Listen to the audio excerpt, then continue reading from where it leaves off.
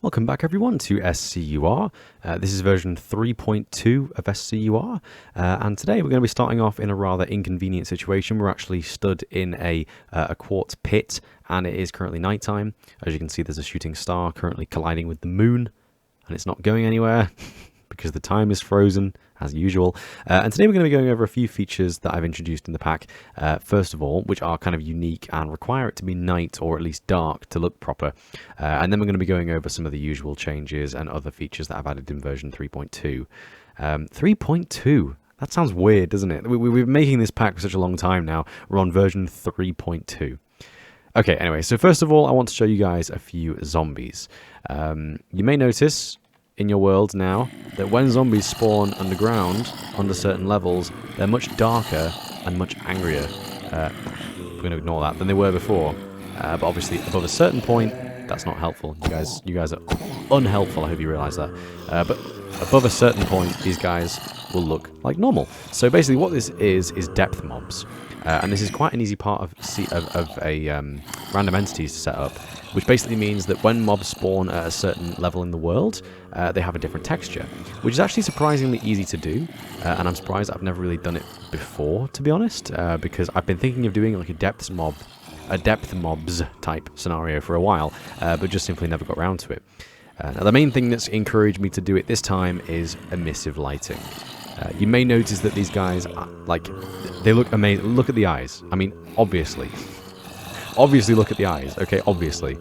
It's beautiful. It turns out, and this is going to be a bit of a doozy, so just bear with me, there is a feature in Optifine that was added quite recently, in fact, that basically means that you can add a secondary layer to any texture, be it an animation file, just a regular flat file, blocks, items, entities, anything. Any texture in the game can have a second layer which ignores light. And when it's dark, it makes for some amazing changes. So what this really is zombies who are, obviously from much deeper down in the world. They have random darker textures, so this guy is like the regular darker one, and then we have the much, much darker one here. And because these guys are used to living in really, really deep parts of the world where they can't, see, they have glowing white eyes, which I think is so cool. If you have your brightness turned down really low, this looks even better. Especially if you're caving and you just see that in the distance. Glowing white eyes in the darkness. It looks incredible. I love it. But obviously we are recording a video, so I'm going to put it back up to my usual 50%, because 100% is too much and 0% is too little. Now these guys are pretty cool, but there's also another mob that goes alongside them, which is the skeleton. And again, if skeletons spawn really deep down in the world, they will spawn in as one of these two textures. This one is literally just the wither skeleton texture, but with the same emissive texture eyes. And this is a much more darker and a lot less saturated version of the default skeleton skin. And again, with the emissive lighting eyes as well. So boom, there you go. Skeletons are pretty cool. Zombies are pretty cool. Believe me, I tried this with creepers and stuff. It doesn't work. It looks really strange. I'm probably not going to pull up a screenshot because I can't be arsed, but just trust me, it looks really strange on creepers. Which is a shame, because I've been wanting to try creepers for a while, but it doesn't really matter. So yeah. Anyway, there are a few other mobs in the game that do use this technique as well. If I give myself some wolves here. Sorry guys, I just gotta do it to you.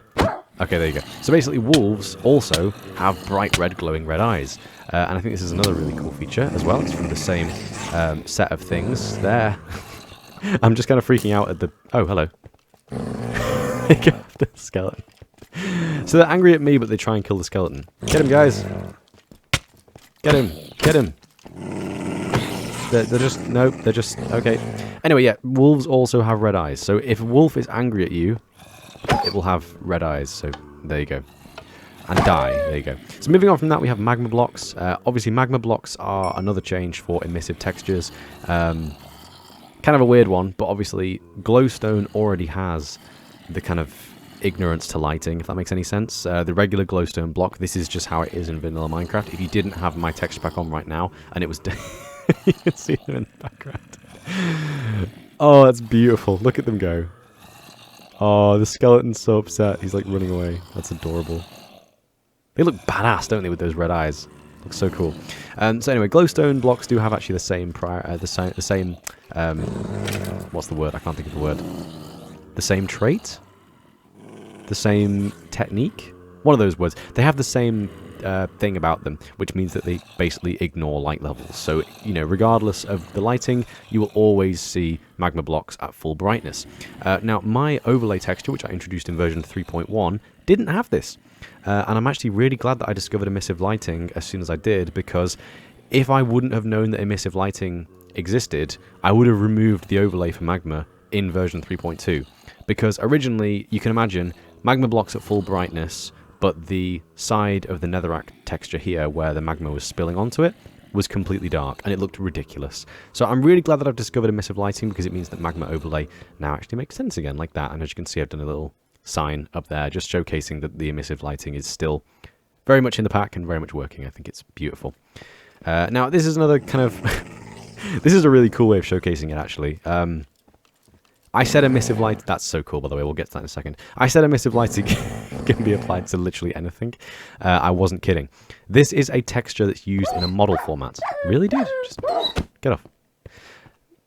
Yeah. I just realized that he was taking damage and I killed him, which doesn't really make any sense. It was to stop the sound, okay? It was to stop the sound. So you can even apply this emissive lighting technique to textures for block models.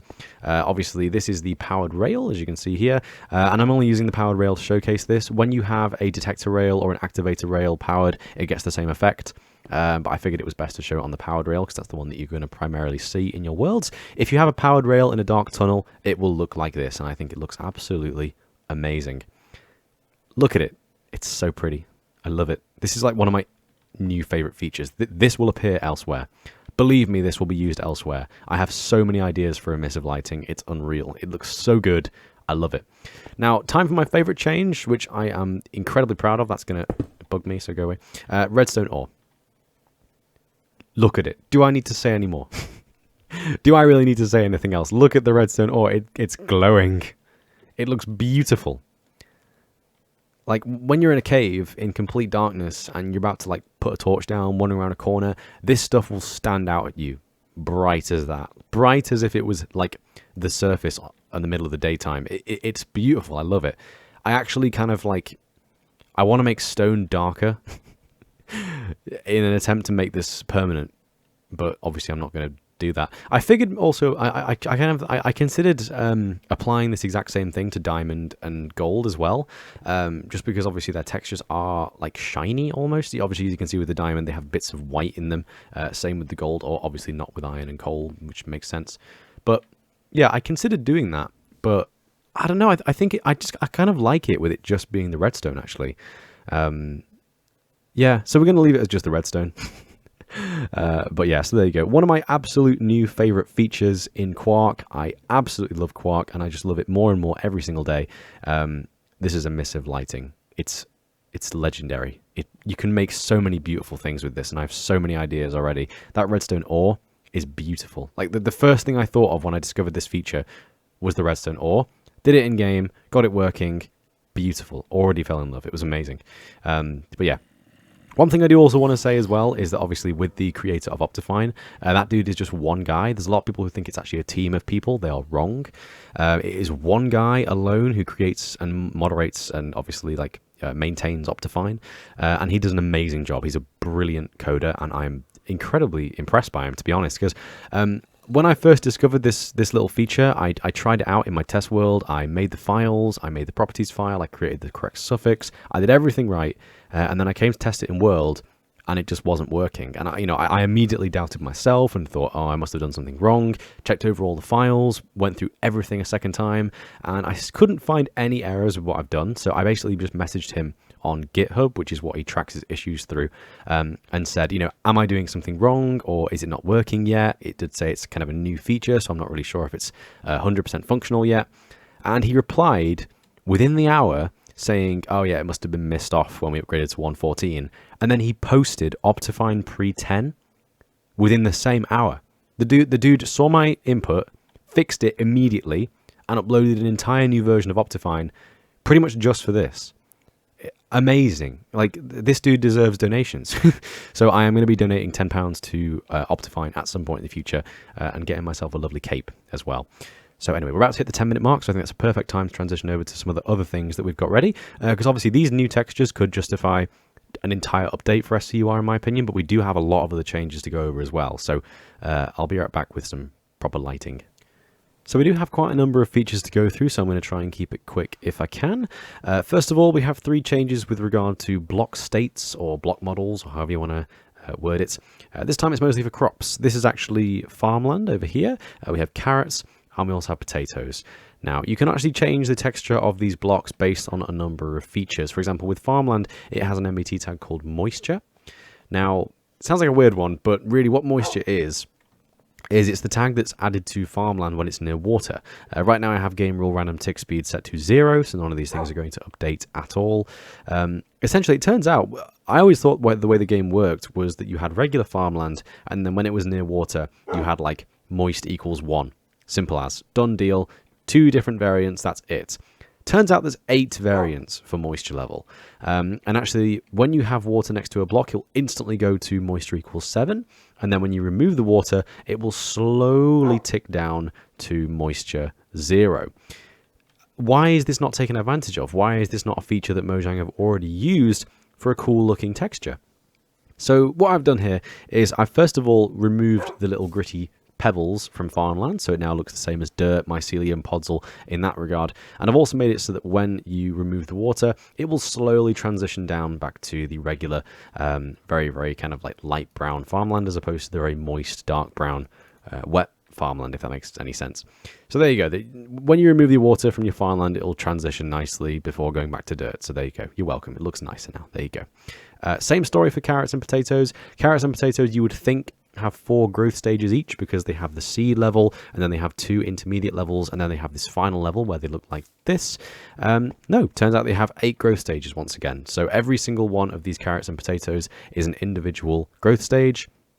So 0, 1, 2, 3, 4, 5, 6, 7. And again, Mojang just simply was lazy and had it so that for, like, obviously growth stages 1 to 2, use the same texture, 3 to 4, same texture, 5 to 6, same texture, and so on. Obviously, it's not that exactly, because it was formatted in a very different and quite frankly random way. But I've simply made it so that every single growth stage of carrots and potatoes has a separate texture in the same way that wheat does. So you'll be able to see every step of the way when your potatoes are growing, and also for carrots as well. Again, wheat has 8 growth stages. Why don't these? It makes no sense to me. Beetroot only has 3 growth stages, unfortunately, so there's nothing we can do with that one. So maybe they'll add the ability to do that in the future, but I doubt it, because they're obviously not looking to do anything with these 2 currently, so what can we do? Moving on, we have Quartz.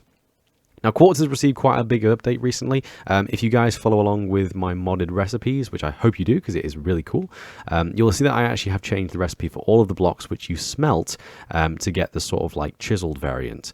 For example, if you put sandstone if you put 2 slabs together, you get like when you craft 2 slabs together. When you craft 2 sandstone slabs together, you get chiseled sandstone. When you craft 2 quartz slabs together, you get chiseled quartz. I've changed that so that you have to use a stone cutter, and that opens up quite a number of options. Sorry, this smooth quartz is the smelty one. So initially, we have regular quartz. Just regular old quartz, which is as clean and white and beautiful as it always was. I love this so much. It's so nice for making modern builds. It looks so good. And for a texture which is like kind of relatively hard to obtain, it's so deserved as well. Here we have the chiseled quartz variant, which kind of looks like an eye, which I think is pretty cool. This is based off of the 114 chiseled quartz. I've just simply put my style of quartz on it, where it's just 2 tones. We have this almost white, and also a slightly darker, which is, it looks like a very light grey almost. And I've simply taken the outline of the texture for the top and the sides and transferred it over to the chiseled quartz. This is essentially the 114 quartz texture with my style of quartz, if that makes any sense. Same story for the pillar. And you can see it looks a bit different. Obviously, the side of the pillar is 2-tone as opposed to 4-tone now, which is a big change, actually. And I think it looks quite good. So there you go. Pillar looks better now, I guess. Now, smooth quartz. I don't know if you guys remember, but smooth quartz... Well, smooth quartz is basically like a more smooth version of quartz, but my quartz is already just 100% this color. There's no variation of that texture anymore. There used to be, there isn't anymore. It's just one flat color. So how do you get any more smooth than that? Well, you don't. Instead, you take this block, put it in a stone cutter, and you can use it to create quartz tiles, which are worded appropriately. They have an entirely different texture. They have a stair and slab variant as well. This is an entirely new game feature as far as I'm concerned. You stone cut and get these textures. Remember, it'll only be part of the stone cutter recipes if you have SMR or modded recipes, or whatever you want to call it. My data pack, which adds a bunch of recipes. So yeah, if you put quartz in a stone cutter, you'll have the option to make quartz tiles, like so. Moving on from that, we have the smoker. Now, the smoker has been suffering quite a bit recently. I couldn't figure out what to do with the texture for when the smoker is lit. I've just come to this conclusion that it's easier to just simply recolor the entire bottom section and give it a slight pulsating animation. It doesn't look as good as I would want, but it's a hell of a lot better than it was before, and I do actually really like this. It's growing on me every time I look at it. So there you go. When I moved the... My words... I need to, like, just catch a breath today, don't I? Oh god, my friend messaged me saying that the blast furnace being called the blasting furnace is actually wrong. So it's called the blast furnace again. Yeah, it's quite a simple change really, just called blast furnace. See, blast furnace, there you go. And I've also removed the little smushed up area from the left hand side there, because it turns out when I upgraded this texture and gave it the larger grill plating on the front, I'd actually kind of messed up with the textures a little bit on the side. So a very minor improvement to the blast furnace texture. With the campfire texture, I've made the fire particles start up a little bit higher, which means that you obviously don't have like a kind of floating... Oh, hello, that's a thing in the top hand corner. Strange. There's now no longer a texture in the middle bottom here where like the flames just are kind of loose. So there you go. It looks a little bit better in my opinion. Magenta stained terracotta is very different now. This texture has been a weird one for a while. Basically, when they originally added magenta terracotta to the game, glazed magenta terracotta to the game, I thought this texture was horrendous. It was just an arrow. It made no sense for a block to be melted down, and then come out with a hand-drawn arrow on it.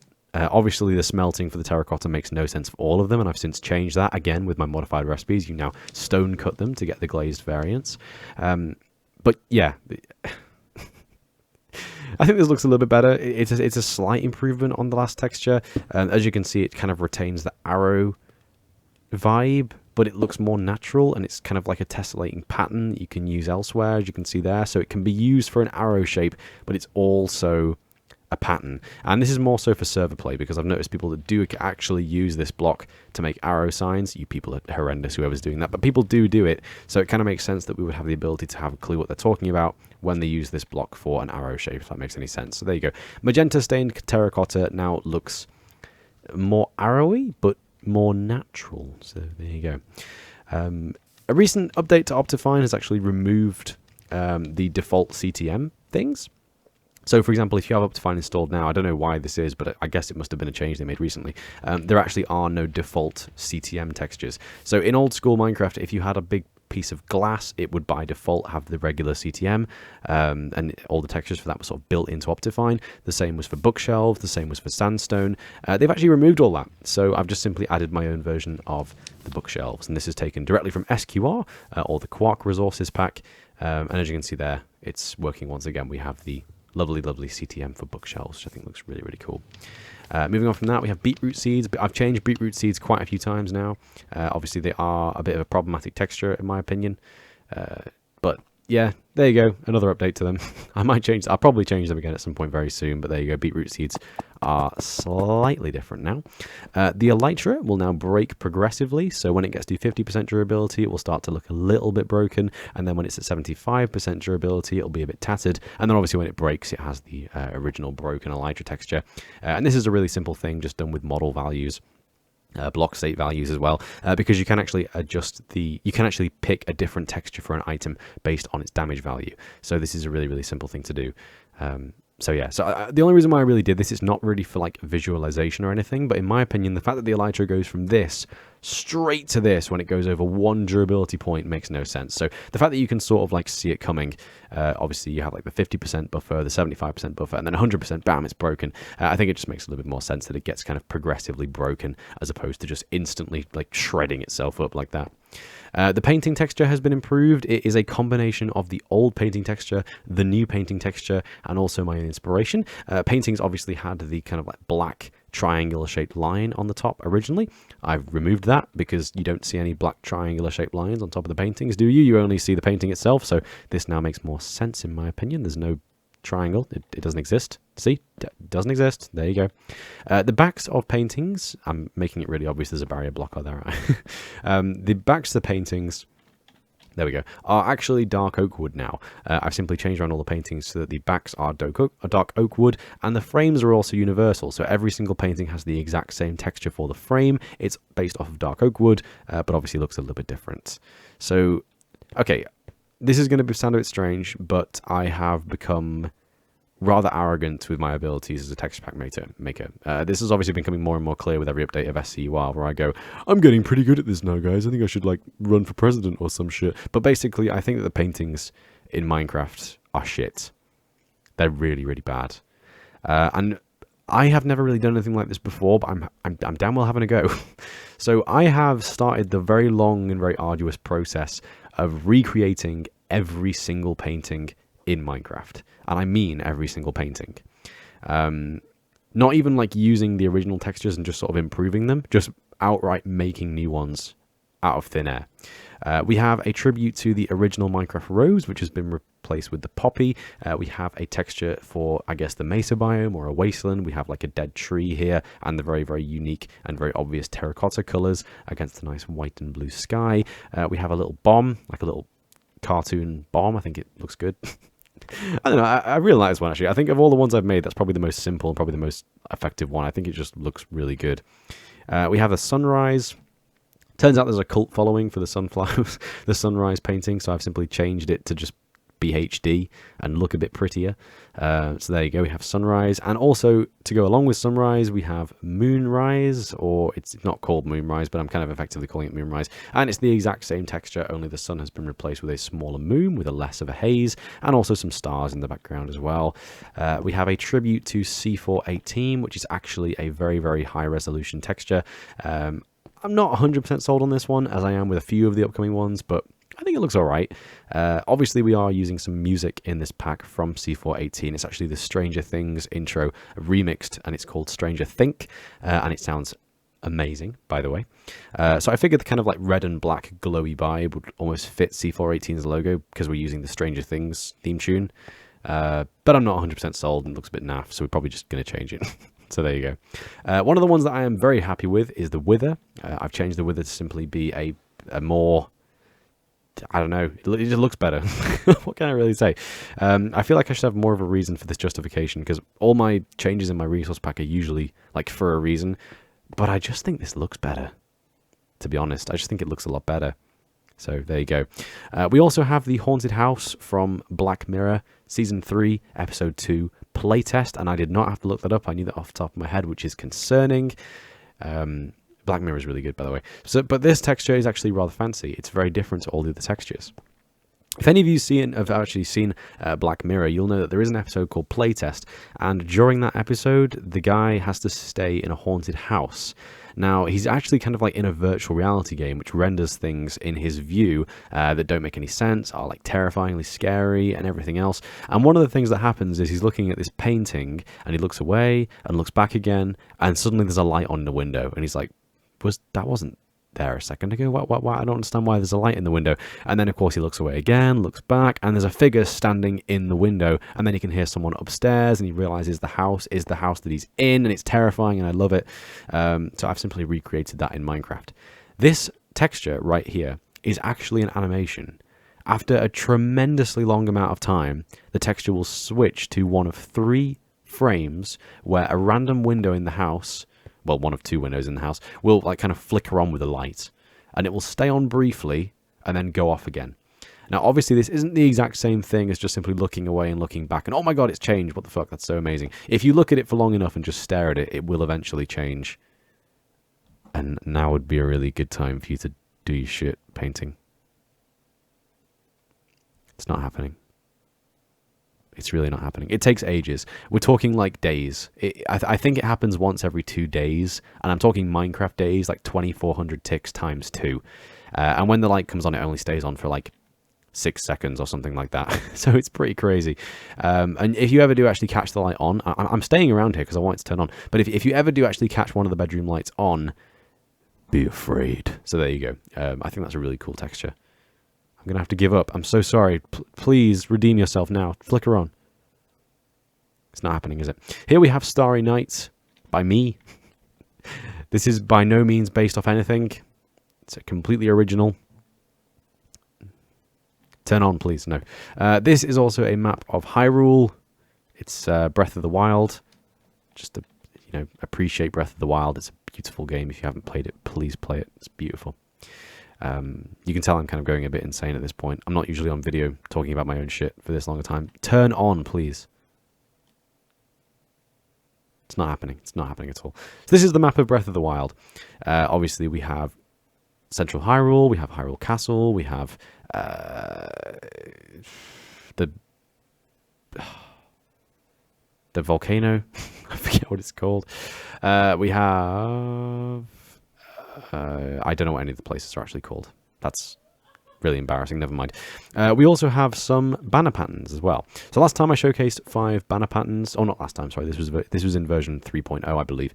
But obviously banner patterns were added to the game, and I changed all 5 of them to have unique textures based on what they were doing. So we had the creeper pattern, the flower charge, the Mojang sign, or the deity pattern, as I've now called it, and we also had the globe pattern as well. Now, some people actually complained on Reddit that the skull pattern wasn't sort of like obvious enough that it was a skull, because it was very, very close to the creeper texture, and it didn't really make any sense either. So what I've done is simply made it really obviously different to the creeper pattern. As you can see there, skull versus creeper, they're now very obviously like different. It's much easier to tell them apart. So there you go, we have skull and creeper. We also have some diamond changes as well, which is nice. The diamond horse armor is now shinier and brighter and matches the rest of the diamonds in the entire pack. If we search up just diamonds, as you can see here, there was actually an issue where the diamond horse armor was a completely different shade of blue to every other diamond thing in the game, which looked ridiculous, obviously. So I just changed that around. So now diamond horse armor fits better with the kind of diamond colorscape, if that makes any sense. We also have some armor. The diamond helmet, diamond chestplate, diamond leggings, and diamond boots have all been updated. They all have completely new color schemes based on the color schemes of the diamond sword, diamond axe, diamond pick, for example. All of those texture changes have been in the game since version 1.2, for example, of SCDT. So they've been in the game for a long time, and diamond armor has simply not had that same treatment. So diamond armor now looks shinier and actually fixes my kind of like more turquoisey bluish color scheme for diamonds. And again, this does actually apply to the armor in world as well. So diamond armor now looks a hell of a lot nicer in world, which makes me more kind of willing to actually wear it. Now, if you rename diamond tools to emerald tools, you now get an entirely new texture for everything. So we have the emerald sword, emerald pickaxe, shovel, axe, hoe, helmet, chestplate, leggings, and boots. And of course, emerald armor does have a new texture in world as well. So this is actually based on the diamond texture, but sort of semi-recreated. So it's actually a little bit darker around the edges, and the glow is a little bit different and a little bit less white. And again, this is all just to match the theme of emeralds. This is a very kind of, I don't know, it's a very old Skaliber thing to do. Because this feels very strange and very, I don't know, unprofessional, having something like this where you just rename an item and it completely changes texture to an existing material which isn't used to craft it. It doesn't make any sense to me, but I also kind of like the idea of it. Obviously, we're never really going to get we're never going to get emerald tools in the game. That's obvious. Anyone who thinks that is an idiot. But yeah, I think it looks all right. You know, we have diamond tools in the game, and you know, we don't really need emerald tools, but I think it looks good. I don't know. I felt like trying it because obviously I've been doing a little bit of more MC Patcher stuff recently. Obviously, you can tell with like the. Oh my god, okay. You can tell with like the depth mobs, for example, that I've been doing a lot of MC Patcher stuff recently. So I wanted to do a little bit of stuff with CIT. I do have a lot more plans for CIT to do with mob textures actually as well, and that's probably going to be in the next update if we don't do something with the sky or the pillagers, for example, which are a few other things on my to-do list at the moment. But right now, yeah, I just think it's kind of cool that if you rename diamond items to emerald of their appropriate name, then they get this new green texture, which I think is pretty cool.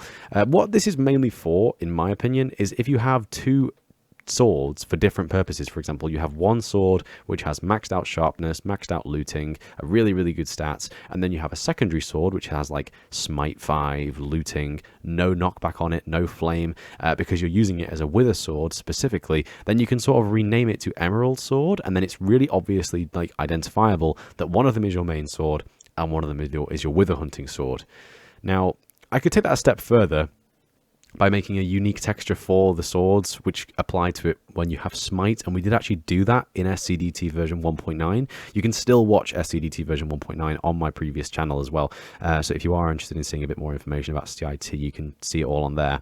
But I just think this is kind of cool. It just gives you like an option for a little bit more customization. If you want to deck your items out and have them look green, you can do it. If you want to look like an emerald, you can do it. So there you go. Final change of the entire pack, because my voice is starting to die. We have all the different ore types. I'm sure you recognize them. Yeah, there you go. Nothing special here. Let's go to the Nether.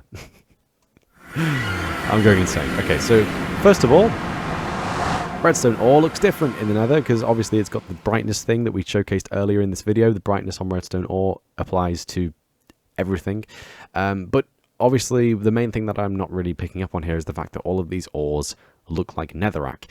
This was actually a feature that was suggested to me by someone in the Tyrus Woo group chat, because Tyrus Woo has recently changed things up a little bit with the end, where you actually can find diamond ore spawning throughout the end if you have his game changer installed, which we do on our server at the moment. Me and a few of my mates who are playing Minecraft Vanilla 1.14 with datapacks and stuff. You can actually have ore spawn in the end. And I can see this happening in the Nether at some point in the future, perhaps, so we'll see what happens there, I guess. But as you can see, whenever an ore is placed down in the Nether, it simply has a Netherrack texture. It's not an overlay. As you can see, it doesn't have to be connected to a Netherrack block to have this overlay texture. It's just every time you place down one of these blocks in the Nether, it will have that texture. And this is actually using CTM, which is biome specific. So some of you may know that the Nether entirely consists of a biome called the Minecraft Nether. Every single part of the Nether is Minecraft Nether biome. This used to be called the Hell biome, which I think was much cooler, but there you go, you can't have everything. I just realized the ceiling was ripped off. That's pretty cool. I don't remember doing that. But yeah, so basically, when ores are placed in the biome, which is called the Nether, I'm just going to get the thing there, biome, Minecraft, Nether, then they get this new texture. And it's the exact same technology with the redstone ore, which has an overlay. Oh, I just ruined it, never mind. And you can see there that when it's in the darkness, you can see the redstone popping out at you, as you'd expect. This does apply to the end as well, so we'll just quickly hop into the end. It's ready. I forget how quickly you can teleport to the end. There's like no load time for it. It's really cool. If we just fly up very slowly. There we go. So the same thing has been done to the ores in the end. I mean, the main reason why I wanted to make this change in the first place was actually for the diamond ore, because Tyrus Woo's game changer has diamond ore spawn in the outer end islands and also the inner end islands as well, but I didn't have it installed when I generated the end for the first time, so I don't believe there's any diamond ore here, unfortunately. No, it doesn't look like it. But yeah, so if you are playing with Tyrus Woo's game changer, then you can find diamond ore, emerald ore, and coal ore throughout the end. This is if you're playing with the game changer 3 onwards, I believe. So there you go. If you want to see some different ores in the end and the nether, then obviously that's an option as well. And like I said, the option for the glowing for redstone applies to every version of redstone. So if it's in the overworld, the nether, or any of the multiple end biomes, then obviously redstone will always stand out like a sore thumb, which I think is beautiful. So that's all the changes from me. I hope you enjoyed. This has been one of the longer updates for SCUR, so thank you for getting this far in the video if you have watched all the way in. And obviously there are not going to be many updates for SCUR coming out in the next few weeks, simply because I've kind of run a lot of the ideas that we had dry. I may as well talk a little bit then about what my plans are for the future. I currently have a kind of a document open on my computer, which is connected to my phone and everything else. And whenever I'm out and about and have an idea for SCUR, I just note it down on this document and think, oh, that would be a great idea. Let's put it down on the document and I can try it at a later date.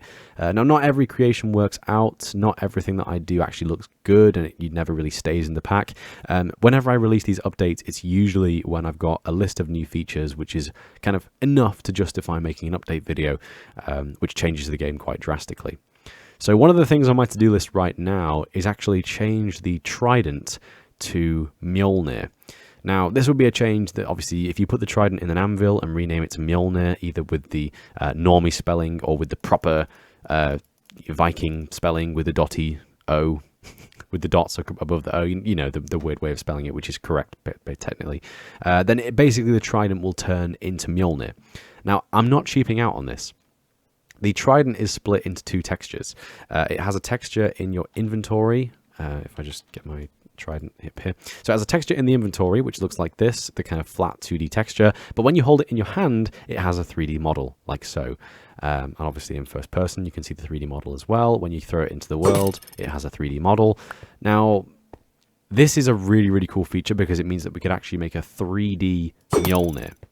And obviously, if you have a Trident which has something along the lines of loyalty and channeling, then it's going to really be fitting as Mjolnir. Because if you throw the Mjolnir at something when it's raining, or sorry, when it's a thunderstorm, you'll be able to strike it with lightning. And of course, Mjolnir will return to you with loyalty. So, yeah.